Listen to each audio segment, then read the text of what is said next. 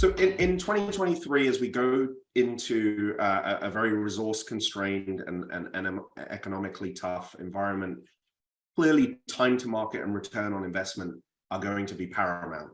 We want in-year returns. We can no longer, as an industry, bake 2-3 year programs and expect outcomes to emerge at the end of those programs of transformation, right? So we need incremental time to market and incremental return on investment. And I think this is where CXM platforms become so unique in that they're agnostic to the existing footprint of technology. So you could be ridden with, as an organization, you could be ridden with legacy, which quite frankly, most banks have an element of legacy platform that holds them back.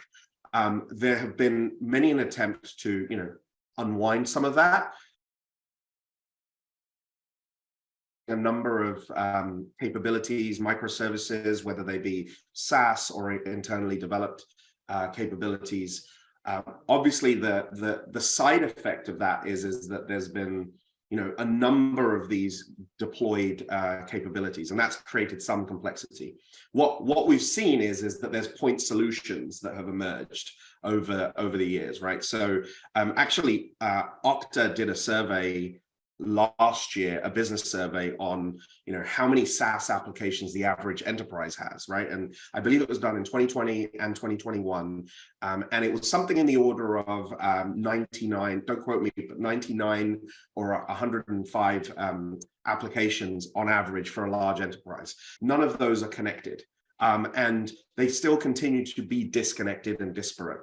And what we've actually done as an industry is exacerbated the problem by introducing partners. So where a banking institution has decided, hey, I'm not the best in class to deliver on a particular capability. Let's say it's credit card hardware, point of sale hardware, or it's KYC and onboarding of a business customer.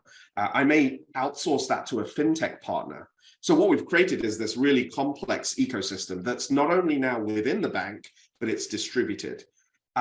Clearly, there is a need to orchestrate across that entire journey from the customer's perspective, but also from the perspective of the banking institution, to ensure that the brand is protected and that you're putting a unified step forward as it pertains to a customer's brand, the bank's brand to the customer, but also purely for visibility and to be optimal when it comes to operational cost. To be optimal when it comes to deploying, people power to solving problems in a sales journey, in an onboarding journey, or even in a servicing and operations journey. So the need for looking across all of those point solutions is not necessarily to remove a set of them, but it's to create an overarching connectedness across those solutions.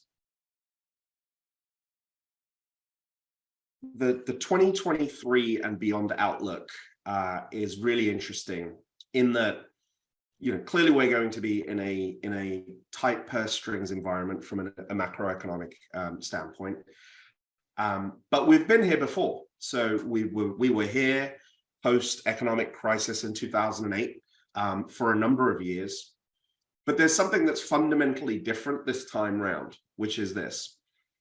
In 2008, and in the kind of follow-on from the 2008 and the fallout, I should say, there was not necessarily a set of expectations from end consumer customers and business customers around experience of their banking journey, of their financial journey. And the reason for that is that there still wasn't big tech being deployed in the world, right? So Amazon was probably the most advanced at the time, but Uber didn't exist, Airbnb didn't exist. So if you think about all of those capabilities that have emerged in your normal everyday life, they've raised the bar. And they've raised the bar over the last 15 or so years. quite dramatically to become the norm.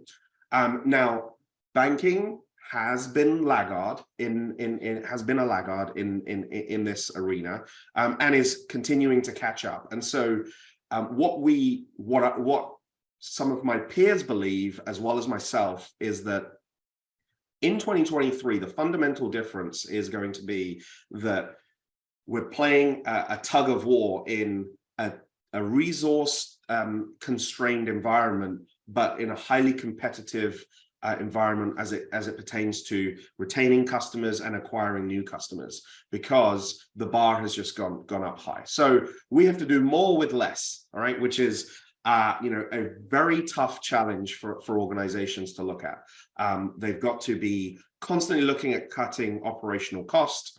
They've got to be constantly looking at increasing revenue, growing revenue base, continuing to nurture existing customers, expanding existing customer bases. So where a customer potentially transacts in one particular commercial line of business, what are the other opportunities to cross-sell and ultimately, grow revenue base? Because you've already got that customer, in your within your brand, and so acquiring a net new versus expanding an existing, is clearly a different prospect and a different set of tools and set of capabilities. So I think what we're going to see is really a set of judicious decisions made around how you deploy very little in the way of capital investment to be able to do more, right? And I think we've read various surveys at this time of year around what are the top focuses for executives, what are the top areas of focus, and customer experience clearly becomes one of those, and customer experience management as a category becomes that much more important. As it's emerging as a category, and as it's being supported in the industry, whether it be after the fact through feedback and surveys, where we clearly see there are existing tools and techniques to go out and find out how satisfied a customer is with their bank's performance, but also in this new arena of, hey, let's not wait until after the fact. Let's solve this right now. Let's improve the journey so that we A, fix your issue, and B, retain and grow the business that you've already you're already doing with us as a customer. So that power of taking customer experience to the next level, which is being able to solve for in the moment and orchestrate across these really kind of complex ecosystems, becomes super, super powerful as we go into 2023. CXM platforms are really unique in that they're able to drive a single pane of glass view of a customer, right? Which is nirvana state, quite frankly, and we still haven't got there. CRM promised a lot of this. It did not happen. CRM really gives you a sales and marketing view of a customer. Case management systems and ticketing systems promise this. However, those systems are very oriented around problem and resolution type paradigms. And really, the problems that have started to emerge and continue to expand are around disparate systems. And those systems are not just internal to a bank, they are part of a broader ecosystem. It could be payment processors, gateways, credit card providers, clearing houses, card processors, so on and so forth. And so you've got this super complex ecosystem, and you've got a need for a single pane of glass as it pertains to a customer's view, so that you can support that customer in the right way at that moment, whether they're in their sales journey, buying journey, whether they're in their onboarding journey, or whether they are in their an ongoing servicing journey. And it becomes really important to be able to power that.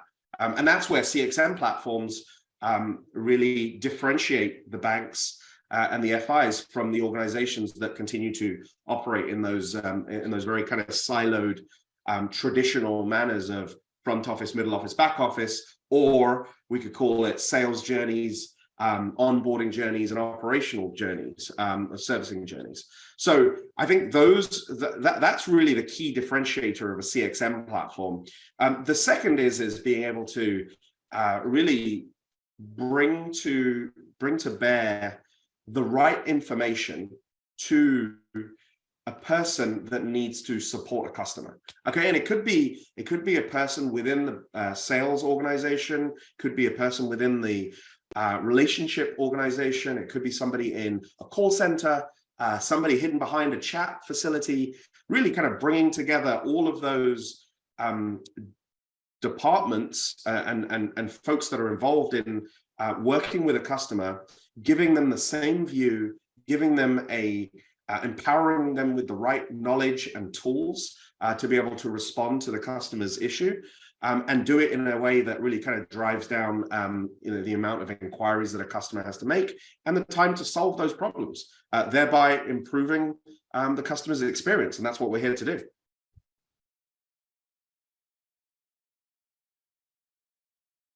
We've been successful as an organization in bringing CXM platforms to companies and driving value to them in less than 90 days. It's super quick to do. We're talking about bringing CRM systems, case management and ticketing systems, as well as the broader ecosystem together. And there's a very unique connector integration ecosystem that's emerged, which allows for that to continue to drive acceleration. So Salesforce is readily available as an integration. Fiserv readily available as an integration, and that laundry list of integrations grows every day. And what I think organizations are really investing in when they bring a CXM platform in is what they have today in terms of integrations. But it's also a continued investment because the integration list is going to continue to expand, and so you're really investing in that expanded list that you will continue to benefit from and not have to deploy your own resources to. In short, time to market is of utmost importance. Return on investment in the order of operational cost benefits, revenue growth, churn and attrition reduction, as well as improving service and visibility, can be attained in year less than 90-day timeframes, and that's really what we've been trying to power through CXM platforms.